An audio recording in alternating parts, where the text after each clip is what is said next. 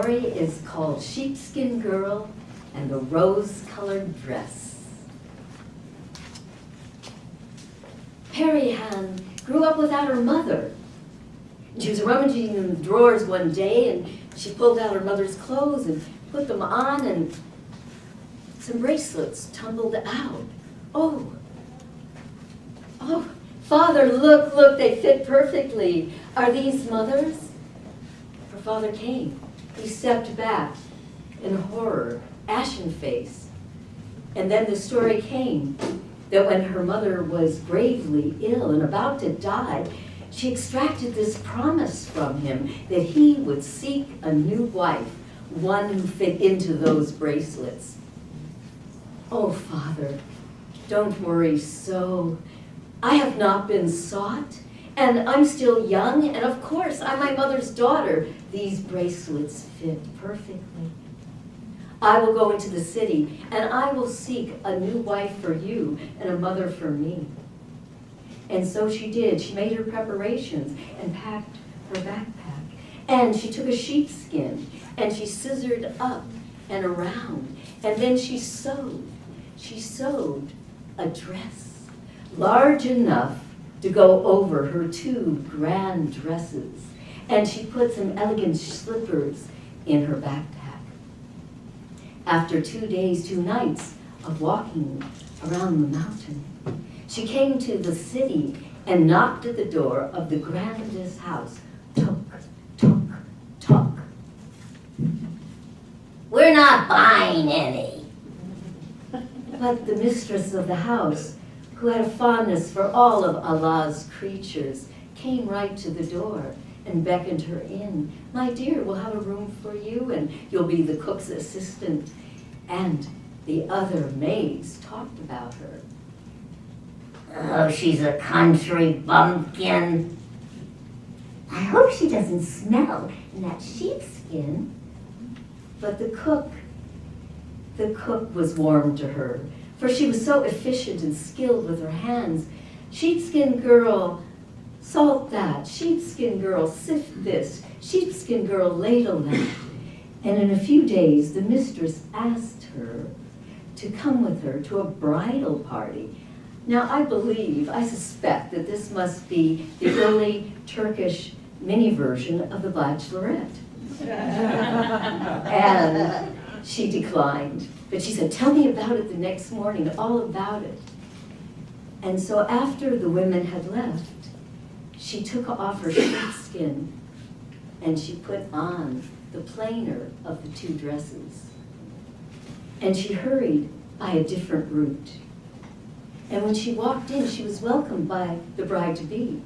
And she was feted and talked about and talked to. And the word got around that she was the daughter of a very well-to-do caravan owner.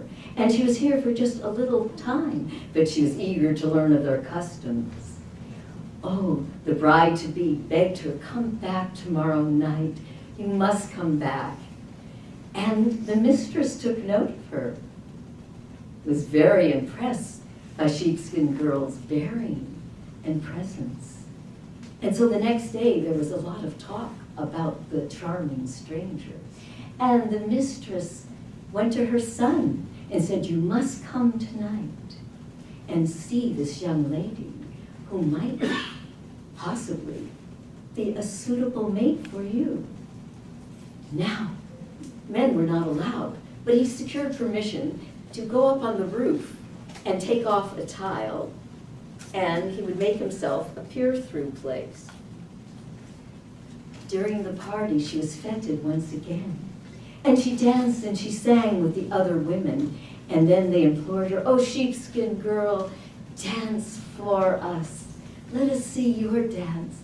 And she snapped her fingers, and she danced, and she danced, and she danced, and she danced, and she danced. And then Bailu, the son, he couldn't help himself. He took off his ring and he dropped it, and she picked it up, missing just one step. And she put it in her blouse. And then she made an excuse to leave. "I have to help my father arrange the caravan for tomorrow, but first we'll play a game. And the game is that whoever fits into this bracelet will be the winner, and the prize is the bracelet. And so everybody come, and all the young women tried the bracelet. Many could not get their hand in. Has everyone tried? Has everyone tried? And the mistress stepped forward. I haven't. Sheepskin Girl knelt and kissed her hands. I'm so glad it fits you. And then she said her goodbyes, and she left quickly by a different route. And Paiolu on the roofs scampered down, tried to catch her, but he couldn't. So the next day, so enchanted by her, he got together all of his friends, and they made a search party. They had their fastest horses, and they rode through the countryside. They stopped in hamlets. They stopped in villages, town squares, and asked, have you seen the caravan? No. Have you seen the caravan? Not yet. Have you seen the caravan? Huh. It went that way. Yeah. Well, his friends were getting hungry, and the maids had baked round, beautiful loaves of bread. Sheepskin Girl found a little piece of dough, and she had kneaded it around his ring, and she had put it in the oven, and the other maids scoffed at that. Oh no, not for the master. But Paiolu had come in and intercepted that and said, we need all kinds of bread in all shapes and sizes, and put it in his saddlebag. And now at the end of the day, that was all that was left. He picked it up. And no, his friends weren't having any. They wanted to go to the next town and get a decent meal. So he moistened it and bit into it. Oh, there was his ring. He knew where his treasure lay. He called his friends back, and they hurried, and they rode furiously back home. His mother greeted them. Well, where's my daughter-in-law to be? Oh, mother, she'll come along a moment or two. I'm a little tired. I would like Sheepskin Girl alone to bring me coffee. And so, Sheepskin Girl, comb your hair and bring my son coffee. And Sheepskin Girl put on her beautiful dress underneath her sheepskin. And she came with the coffee, and he asked her to come in, and he drank some. Please stand there still, Sheepskin Girl. And he took some scissors, and he cut up the sheepskin to discover that the inside was very different than the outside. Now, my mother had taught me to sew when I was just 3 years old. And she always said her aesthetic was the inside should look as good as the outside.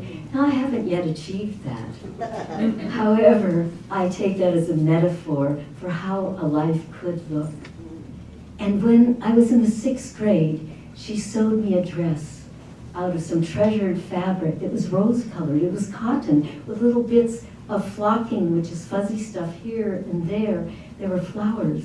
And I had been waiting my whole young life for that material to be made into something for me. And I got to wear her brooch. I put it on a narrow velvet ribbon, and I appeared in the girls' bathroom, the one the 6th grade girls were waiting in.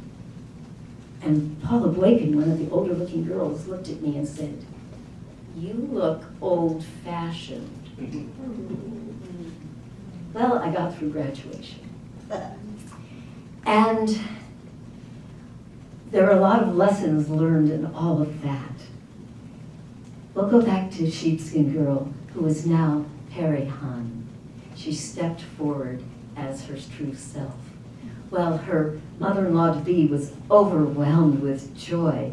And Perihan and her son forged a relationship and said they would be married in a grand ceremony. But first she had to go over the mountain and get her father, who was not a wealthy caravan owner, but a very good man, and he brought the other bracelet.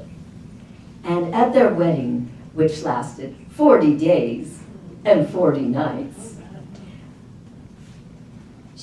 Perihan's father slipped the bracelet, the second bracelet, on her mistress's arm. And they too decided they were destined for one and the other. And I sewed their bridal dresses myself. Oh.